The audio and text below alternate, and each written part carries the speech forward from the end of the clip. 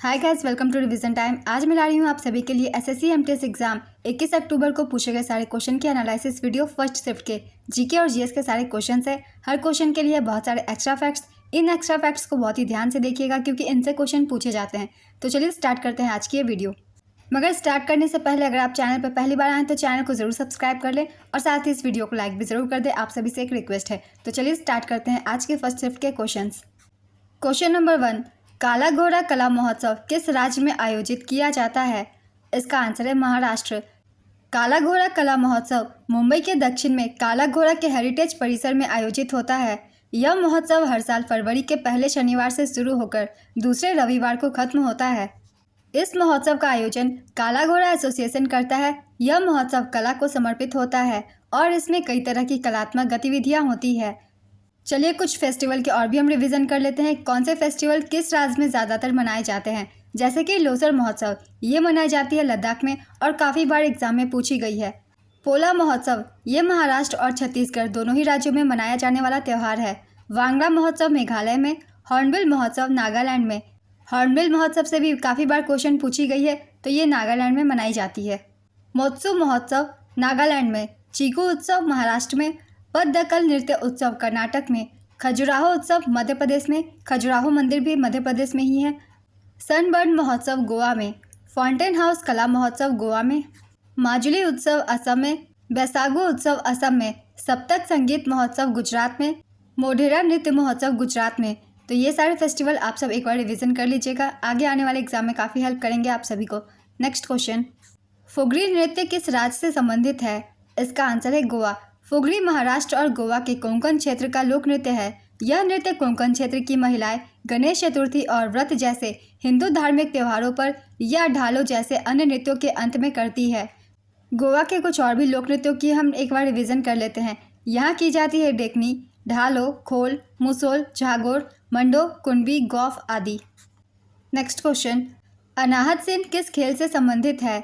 इसका आंसर है स्क्वैश। अनाहत सेन जन्म 13 मार्च 2008 को इनकी हुई थी। यह एक भारतीय स्क्वैश खिलाड़ी है। यह एशियाई खेलों की दोहरी कांस्य पदक विजेता है। सितंबर 2024 तक अनाहत सेन महिलाओं की विश्व रैंकिंग में 100वें स्थान पर है। अगर आप सभी मेरी प्रैक्टिस सेट की वीडियो देखते हैं तो मैंने इस क्वेश्चन को शामिल किया था अनाहत सेन के बारे में।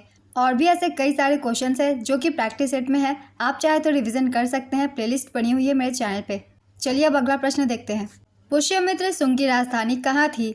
इसका आंसर है पाटलिपुत्र। शुंग राजवंश की शुरुआत में राजधानी पाटलिपुत्र थी, लेकिन बाद में सम्राटों जैसे भगभद्र ने पूर्वी मालवा से बेसानगर आधुनिक विदिशा में दरबार लगाया। शुंग राजवंश की स्थापना पुष्यमित्र शुंग ने 185 ईसा पूर्व में की थी। शुंग वंश के प्रमुख शासक पुष्यमित्र शुंग, अग्निमित्र, भगभद्र, देवभूति आदि थे। शुंग वंश के शासनकाल में संस्कृत भाषा को अधिक प्रमुखता प्राप्त हुई। शुंग वंश की सबसे बड़ी उपलब्धियों में से एक हुनों के आक्रमण से भारत की रक्षा करना था। शुंग वंश के अंतिम शासक देवभूति के मंत्री वासुदेव ने उसकी हत्या कर सत्ता प्राप्त की और कण्व वंश की स्थापना की। शुंग राजवंश मगध का 5वां शासक राजवंश था। इसमें से सेकंड पॉइंट से बहुत सारे क्वेश्चन बनते हैं। किसके शासनकाल में हुनों ने आक्रमण किया था? इसका आंसर होगा शुंग वंश। नेक्स्ट क्वेश्चन, 1527 में कौन सा युद्ध हुआ था? इसका आंसर है खानवा का युद्ध। खानवा का युद्ध 16 मार्च 1527 को बाबर एवं मेवाड़ के राणा सांगा के मध्य लड़ा गया था। खानवा के युद्ध के परिणाम के रूप में जाने जाने वाला चंदेरी का युद्ध 29 जनवरी 1528 को बाबर और मेदिनी राय खंगार राजपूतों के बीच लड़ा गया था। इस युद्ध में मेदिनी राय खंगार की पराजय हुई। इस क्वेश्चन को भी मैंने काफ़ी बार पहले एक्सप्लेन किया हुआ है अपने एनालिसिस वीडियो में भी और प्रैक्टिस सेट में भी। अगर आप लोगों ने ध्यान से देखी होगी तो आपको इसका आंसर बिल्कुल पता होगा। चलिए अब नेक्स्ट क्वेश्चन देखते हैं। वाइब्रेंट विलेज प्रोग्राम 2023 का उद्घाटन किसने किया था? इसका आंसर है केंद्रीय गृह मंत्री अमित शाह ने। केंद्रीय गृह मंत्री अमित शाह ने वाइब्रेंट विलेज प्रोग्राम को 15 फरवरी 2023 को अरुणाचल प्रदेश के किबिथु से शुरू किया था। इस योजना के तहत सीमावर्ती गांवों में विकास को बढ़ावा देकर लोगों का पलायन रोकने और सीमा की सुरक्षा को मजबूत करने का मकसद है। इस योजना के तहत वित्तीय वर्ष 2022-23 से 2025-26 के लिए 4,800 करोड़ रुपए का केंद्रीय योगदान दिया जाएगा। इनमें से 2,500 करोड़ रुपए सड़क निर्माण के लिए खर्च किए जाएंगे। इस योजना के पहले चरण में करीब 662 गांवों को शामिल किया गया है, जबकि पूरे प्रोग्राम में 2,967 गांवों को शामिल किया जाएगा। Next question, border Gavaskar trophy किन दो देशों के बीच खेली जाती है? इसका आंसर है भारत और Australia. Border Gavaskar trophy Bharat और ऑस्ट्रेलिया के बीच खेली जाने वाली एक अंतर्राष्ट्रीय टेस्ट क्रिकेट ट्रॉफी है। इस ट्रॉफी का नाम भारत के पूर्व कप्तान सुनील गावस्कर और ऑस्ट्रेलिया के पूर्व कप्तान एलन बॉर्डर के नाम पर रखा गया है। इस ट्रॉफी का पहला संस्करण 1996-97 में खेला गया था। इस ट्रॉफी में सबसे ज़्यादा रन सचिन तेंदुलकर ने बनाए थे। सचिन तेंदुलकर ने 3235 रन बनाए और सबसे ज़्यादा विकेट अनिल कुंबले ने लिए।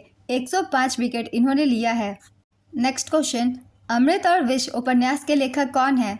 इसका आंसर है अमृतलाल नागर। यह उपन्यास 1946 में लिखा गया था। अमृतलाल नागर को इस उपन्यास के लिए 1967 में साहित्य अकादमी पुरस्कार से सम्मानित किया गया था। नेक्स्ट क्वेश्चन, 2023 राष्ट्रीय बहुआयामी गरीबी सूचकांक के अनुसार बहुआयामी गरीब लोगों का सबसे कम प्रतिशत वाला केंद्र शासित प्रदेश कौन सा है? इसका आंसर है पुदुचेरी। बहुआयामी गरीब लोगों का सबसे अधिक प्रतिशत वाला केंद्र शासित प्रदेश दादरा और नगर हवेली है। बहुआयामी गरीब लोगों का सबसे कम प्रतिशत वाला राज्य गोवा और केरल है। बहुआयामी गरीब लोगों का सबसे अधिक प्रतिशत वाला राज्य बिहार, झारखंड और उत्तर प्रदेश है। बहुआयामी गरीबी सूचकांक से इन तीनों ही पॉइंट्स को आप सब याद रखिएगा, क्योंकि लगातार इस सूचकांक से क्वेश्चन पूछे जा रहे हैं। बहुआयामी गरीबी सूचकांक नीति आयोग द्वारा प्रकाशित की जाती है। नेक्स्ट क्वेश्चन, 2022 में बेस्ट कोरियोग्राफर का अवार्ड किस कुचिपुड़ी नृत्यांगना को मिला था? इसका आंसर है संध्या राजू। संध्या राजू ने तेलुगु फिल्म नाट्यम में अपने काम के लिए 68वें राष्ट्रीय फिल्म पुरस्कार में सर्वश्रेष्ठ कोरियोग्राफर का पुरस्कार जीता। नेक्स्ट क्वेश्चन, तनरस खान किस घराने से संबंधित थे? इसका आंसर है दिल्ली घराना। कुतुब बख्श को आमतौर पर तनरस खान के नाम से जाना जाता था। वह अंतिम मुगल सम्राट बहादुर शाह जफर द्वितीय के दरबारी संगीतकार और संगीत शिक्षक थे। नेक्स्ट क्वेश्चन, शरीर में विटामिन के की कमी से क्या होता है? इसका आंसर है रक्त का थक्का बनने में दिक्कत होता है। नेक्स्ट क्वेश्चन, 1905 में भारतीय राष्ट्रीय कांग्रेस के अध्यक्ष कौन थे? इसका आंसर है गोपाल कृष्ण गोखले। भारतीय राष्ट्रीय कांग्रेस ने 1905 में अपने बनारस अधिवेशन में स्वदेशी आह्वान को उठाने का निर्णय लिया था। इसकी अध्यक्षता गोपाल कृष्ण गोखले ने की थी। भारतीय राष्ट्रीय कांग्रेस से हम कुछ इंपॉर्टेंट पॉइंट्स को एक बार रिवीजन कर लेंगे। पहले भी कर लिया है, मगर जो लोग नहीं देखे हैं उन लोगों के लिए एक बार फिर से कर देती हूँ। जो भी इंपॉर्टेंट अध्यक्ष हैं उनके बारे में भी मैंने सारे पॉइंट्स लिख दिए हैं। भारतीय राष्ट्रीय कांग्रेस का गठन 1885 में इंपीरियल सिविल सर्विस के सदस्य एओ ह्यूम द्वारा किया गया था। काफ़ी बार एग्जाम में पूछा गया है भारतीय राष्ट्रीय कांग्रेस का गठन किसके द्वारा किया गया था? इसका आंसर एओ ह्यूम होगा। भारतीय राष्ट्रीय कांग्रेस की पहली बैठक 28 दिसंबर 1885 को हुई थी। पहला सत्र बम्बई के गोकुलदास तेजपाल संस्कृत कॉलेज के एक हॉल में आयोजित किया गया था। व्योमेश चंद्र बनर्जी भारतीय राष्ट्रीय कांग्रेस के पहले अध्यक्ष थे। दादा भाई नौरोजी कांग्रेस के पहले पारसी अध्यक्ष और गैर हिंदू अध्यक्ष थे। ये कलकत्ता अधिवेशन 1886 के अध्यक्ष नियुक्त किए गए थे। बदरुद्दीन तैयबजी कांग्रेस के पहले मुस्लिम अध्यक्ष थे। ये मद्रास अधिवेशन 1887 के अध्यक्ष नियुक्त किए गए थे। जॉर्ज यूल कांग्रेस के पहले विदेशी अध्यक्ष थे। इन्होंने इलाहाबाद अधिवेशन 1888 में अध्यक्षता की थी। एनी बेसेंट कांग्रेस की पहली महिला अध्यक्ष थी। इन्होंने कलकत्ता अधिवेशन 1917 की अध्यक्षता की थी। सरोजनी नायडू कांग्रेस की पहली भारतीय महिला अध्यक्ष थी। इन्हें कानपुर अधिवेशन 1925 का अध्यक्ष नियुक्त किया गया था। स्वतंत्रता के समय जेबी कृपलानी कांग्रेस के अध्यक्ष थे। पटाभी सीतारमैया आज़ादी के बाद कांग्रेस के पहले अध्यक्ष थे। इन सारे अध्यक्षों के बारे में आप सब अच्छे से पढ़ लीजिएगा, इनसे भी क्वेश्चन बनते हैं। नेक्स्ट क्वेश्चन, बौद्ध धर्म में मृत भिक्षु के संरक्षित शरीर को क्या कहा जाता है? इसका आंसर है स्तूप या अवशेष।